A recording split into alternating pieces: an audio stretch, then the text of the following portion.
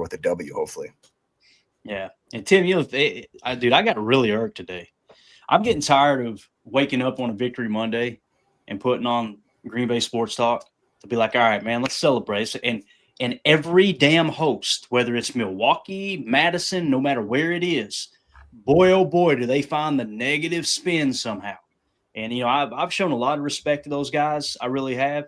But I'm just about done with it. Because, I mean, it's gotten to the point where you can just tell they're trying to feed the trolls, get them to call in and have them be overly negative. And that's the entire show. And I'm going, why? I literally got 1 hour into the program this morning. I won't say the specific program. I'm sure y'all can figure it out. And I love it too. I talk about it all the time, right? Try to promote it. I'm like, man, this is, I'll be damned, boy. I got about an hour in. And I'm like, I can't do it anymore. Like, I'm feeling like we lost this game. I don't understand how you can view it through that lens. I just don't understand why people want to be miserable in that regard. I mean, you're one of 3 teams left, right? That are only 1-loss teams. And of course, the Detroit Lions are playing right now. It's just got kicked off. So they're playing the Buccaneers. So the Buccaneers are one of the other, it's the Colts, the Packers, and the Buccaneers all only had 1 loss, right? So, you're one of 3 teams that are at the top. And many people were saying you now have the best odds to represent the NFC in the Super Bowl. And I turn on Sports Talk and all I hear is negative, negative, negative, negative. There were people calling in. You guys will know who I'm talking about now because there was a specific conversation. A guy called in that plays blackjack and was talking about even though that 4th down pass worked, it was actually the wrong thing to do. And let me tell you why. And he gave this big blackjack analogy. And I'm going, you guys have never coached a game of football in your life. You probably never played a snap of football in your life. And you're trying to act like these analytic genius gurus that Matt LaFleur made the wrong decision to go for it in that spot. Now, I will say so shocking to me because if you're a blackjack player, you should know the truth. And the truth is scared money don't make money.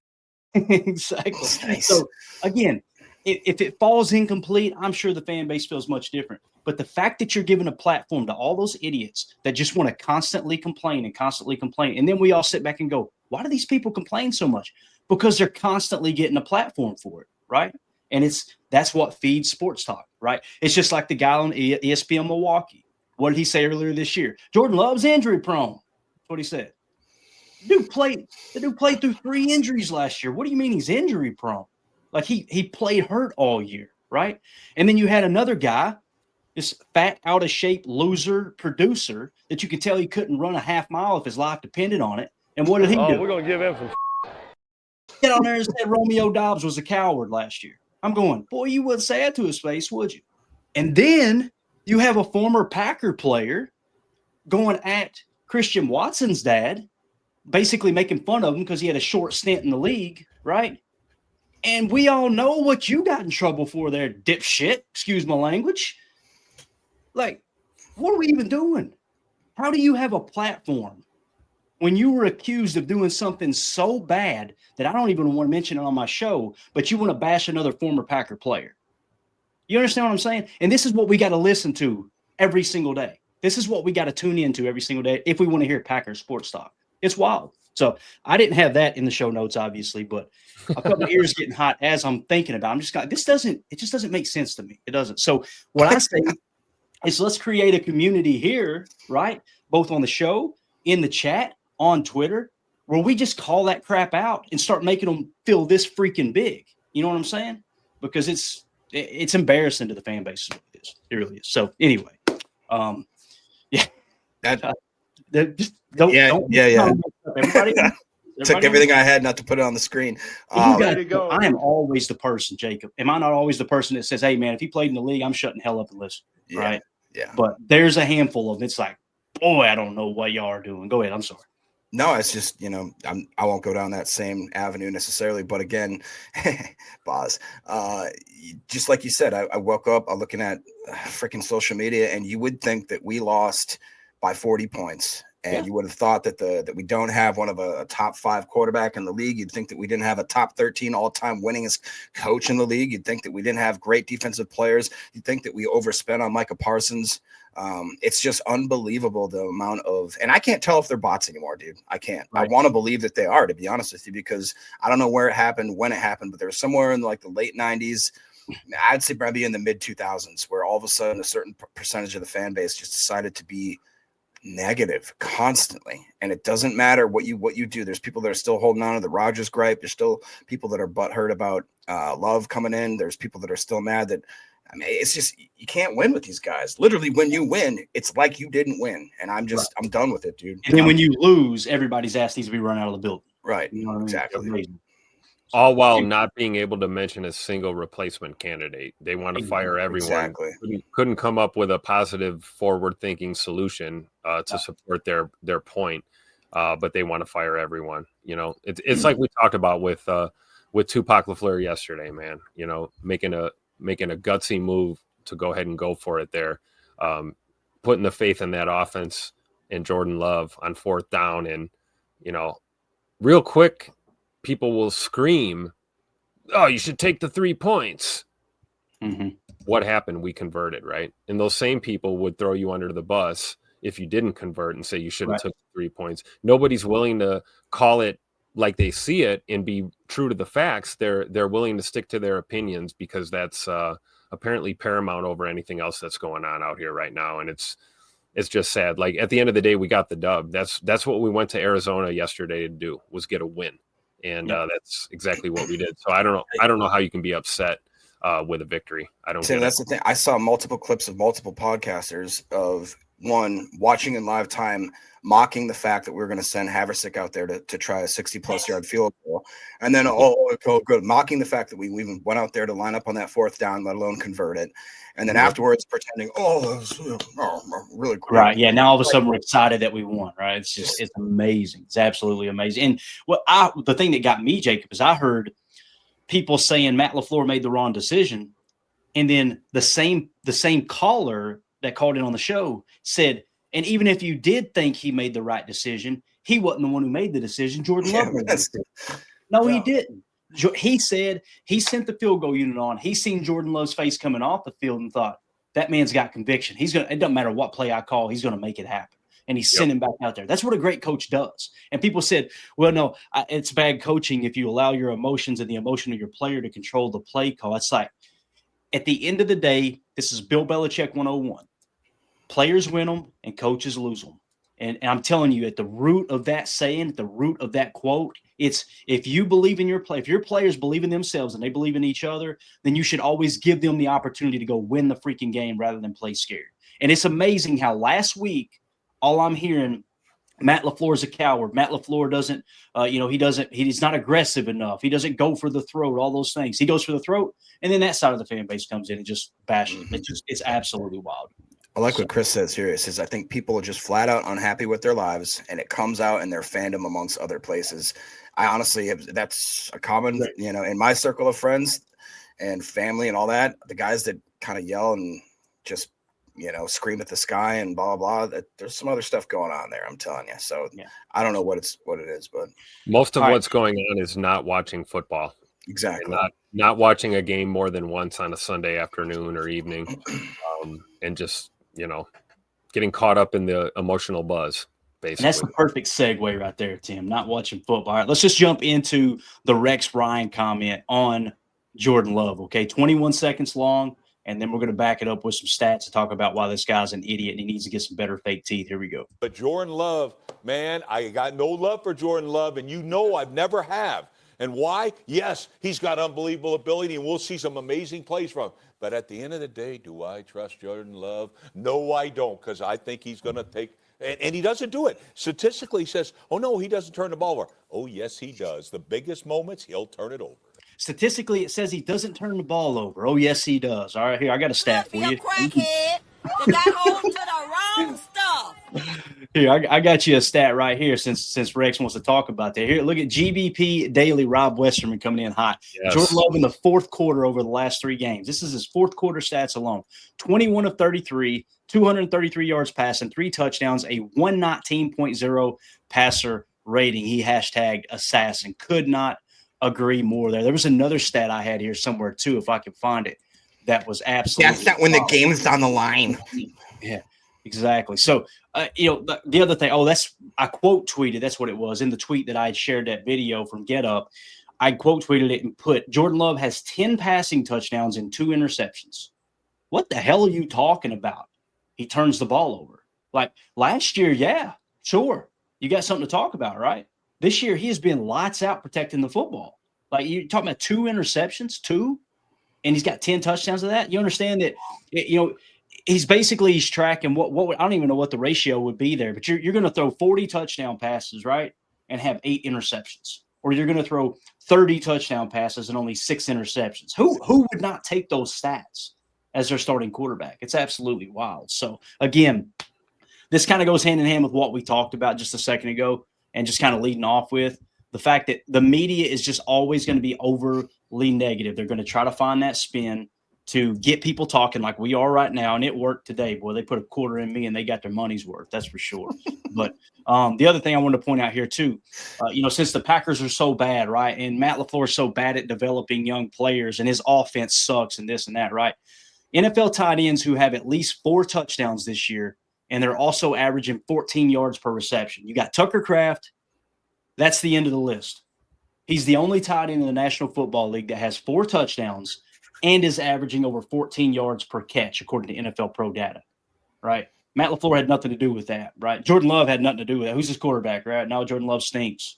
It's just amazing. It's amazing how they talk out of both sides of their mouth. So anyway, that's the end of that rant. I'm done. I'm going to be in a good mood the rest of this time. You guys got anything else you want to add to the media, anything like that we just talked about? Yeah, I should apologize for opening the show with saying Rex Ryan is a moron and an idiot. I should have more respect for a former NFL coach. So I'll just call him a dumbass. He's a dumbass. There you go.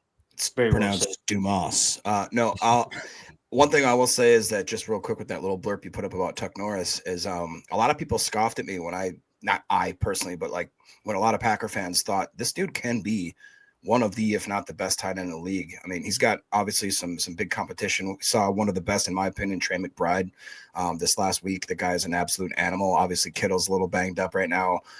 But when he gets the ball in his hand, Tuck Norris, there is just, I really do believe him where he thinks that no one can tackle him. He runs that way. His yak is that way. The way that he's willing to sacrifice his body to hit that goal line, it is something to behold. And I only wish I got a helmet right back here signed by 85. Unfortunately, it's Robert Tonyan 85. I'm going to scratch that out, and I'm going to do my best kind of forged job and try to see if I can mimic a Tucker Kraft signing, because that's my true tight end right there. I think if I get a jersey, I got to be getting me a Tuck Norris jersey, right? Oh, yeah. Yeah, no doubt about it. Let's go.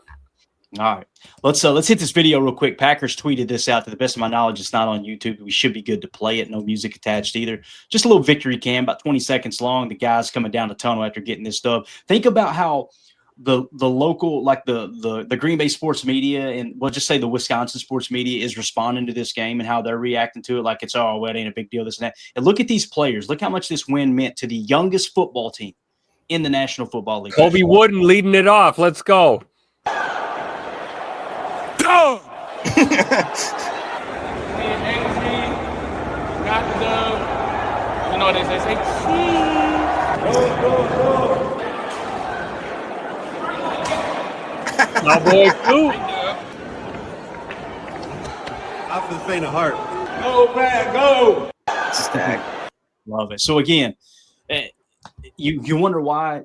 And I think the reason I got so fired up just a second ago, Jacob, is because you let it off with Matt LaFleur getting snippy with the media. He's probably fed up with it, man. He's probably gotten to the point where I'm just sick of this stuff. I'm done with it, Sit your butt outside.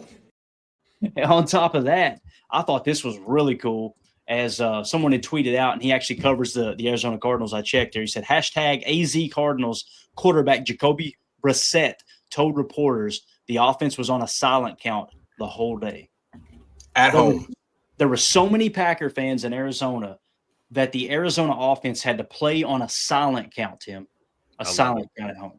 Shout out to those Wisco snowbirds down there in AZ. Wisconsin family has deep roots down in Arizona. I'm sure there were some locals down there that were Packer fans as well. Plus the fans that travel, from all over the world. We got the best fan base in the NFL. Absolutely. It was a home game on the road. I love it. Yeah. Jacob, anything you want to add to that? Man, I thought that was awesome, dude. It kind of caught me off guard a little bit. It shouldn't, but it did.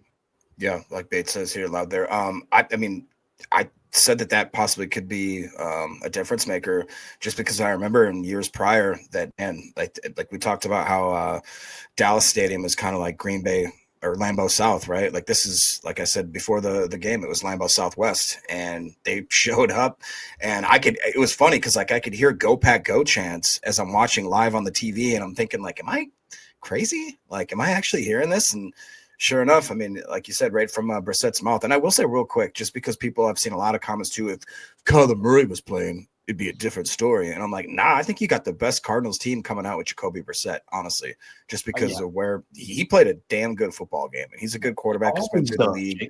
Yeah, Yep.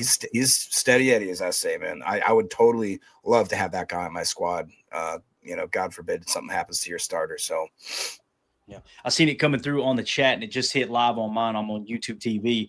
Jared Goff just gets a strip sack, so Buccaneers get the ball back. The Lions are leading 7-0 currently. We'll continue to give y'all updates throughout the game. If you guys are at work, probably the greatest compliment we got as a show was a few weeks ago when we did a live stream where we were just covering some games, and the guy was like, "Man, I'm stuck at work, and y'all are keeping me up to date in real time. I appreciate it." So that was pretty cool. But yeah, so the Bucs did recover that fumble, and it looks like his hand was definitely not going forward, right? I'm assuming you guys have already seen it didn't get overturned, so that's good news. All right, let's move along to Bucky Brooks's top 10 rankings. Okay, I thought this was cool. You guys don't know who Bucky Brooks is. He played for a short stint with the Packers. I'm sure Mark Chimura thinks he's a bomb too, just because he didn't play as long as him in the league, right? But anyway, he's also a scout, one of the head scouts for the Baltimore Ravens back in the day as well. Him and Daniel Jeremiah did some scouting. He actually got into scouting because Ron Wolf told him to. So Ron Wolf helped him get into the scouting game. And of course, that's trickled into sports media. Bucky Brooks is one of the best to do it, man. Love listening to his So in other words, someone who actually knows ball. Yeah, exactly. Let's So go. this is ahead of Monday Night Football, obviously, but this is Fox Sports NFL writer Bucky Brooks' top 10 rankings. Number 1, Tampa Bay, who's playing right now and losing to the Lions. Number 2, the Indianapolis Colts, who won again this weekend. Number 3, the Philadelphia Eagles. And number 4, your Green Bay Packers. Rounded out, you got number 5, New England Patriots. 6, the LA Rams. 7, the Buffalo Bills. 8, the Denver Broncos. 9, the San Francisco 49ers. And number 10 on the list is the Chicago Bears. So he actually has the Packers in the number 4 spot, and as the third best team in the NFC. I see some people that think the Packers are the top team in the NFC. I'm not quite there. I kind of feel like it's Tampa right now, me personally. I do feel like the Packers have a better, well-rounded team than the Philadelphia Eagles. But I want to get y'all's take on it. What do y'all think of that list there? And I know some people will see the Bears at number 10 and get a little surprised. They've won 4 in a row now, I think, right? 3 or 4 in a row. They're looking good. They really are. They're looking better anyway. They're on a heater with Mr. Get Ready to Go right now. We can't afford to take that lightly. And, towards the end of the season, we've got a crazy stretch where we got one at home against the Bears. Then we got to go to Denver, and then we got to come back on the road and play the Bears in Chicago. So, you can't afford to take anyone lightly. But I will say this. I agree with the sentiment that, some fans think the Packers could be in that 3 spot, maybe that 2 spot on this list. Maybe that 1 or 2 spot in the NFC right now. I feel like if we beat the Steelers in Pittsburgh this Sunday, I think we have a legitimate argument for that, conversation. But right now at this point, I think Bucky Brooks has got it spot on right here. I would agree with this list based on what we're seeing right now currently, not how we feel, not what teams' records are, what we're seeing right now in the NFL. This looks like a pretty legit top 10 list. Yeah, and Jacob, Chicago being at number 10, I think I agree with Jerry. I believe I still see Detroit as a better football team than Chicago, me personally. Yeah. But I want to know what you think there too, man. I completely agree with that. I think the Bears are enjoying a little bit of a I don't want to say easy schedule because I feel like that it's the National Football League. We talk about that every week. Each week's a new matchup, a new, any given Sunday type mentality. I just think that they've been maybe getting a little bit of luck swinging their way. I think the pendulum's going to swing back, and I believe that the Chicago Bears will end up showing their naked booty for what they are. I think that they're still cheeks. That being said, I think Detroit definitely deserves to be up here a little higher. I honestly I shouldn't say still, but I'm starting to think that Philly is more of kind of a paper tiger at this point. Not saying they're not good, but I mean, as a man that has Saquon Barkley on my freaking fantasy team, it's been pretty rough there. It seems like that they rely on Jalen Hurts kind of making some outrageously large, big throws and big times. I'm very surprised with Indiana and New England, but I think that they've shown now that they are for real. And Tampa Bay is Tampa Bay, and I really do think that depending on what happens tonight, they deserve that number one spot. But I think the Packers, like Tim said, if we go into Pittsburgh, we handle our business. We leave there with, even if it's a win, win's a win. But if it's in any kind of convincing win, I think we're right there at number one, number two. Got it. Love it. All right. So let us know in the comments if you're watching this video back later and not on the live stream. Let us know what you think about that top 10 for Bucky Brooks. Do you think the Packers are good at number 4? Do you think they're too high? Do you think they're too low? Talk to us in there. We appreciate y'all. I'm sure we'll get more comments on whether or not Chicago. There's a bunch of comments rolling in right now about Chicago being there. And again, I know they got an easy schedule too, but you can only play the schedule in front of you. And the thing about that, I'll tell you who it reminds me of a little bit, and I'm going to be honest, other than their defense being absolute trash, their defense is bad. It's really bad, right? But it kind of reminds me of how the 2010 Packers won games. You know what I mean? It was just like you do just enough to kind of scrape by, and the next thing you know, you get hot going into the playoffs and you go on a run. I'm not saying the Bears – You don't say that. Because, again, the Bears' defense is nothing like the Packers' defense that year. They had the number one defense in the league, if I remember correctly. So, and speaking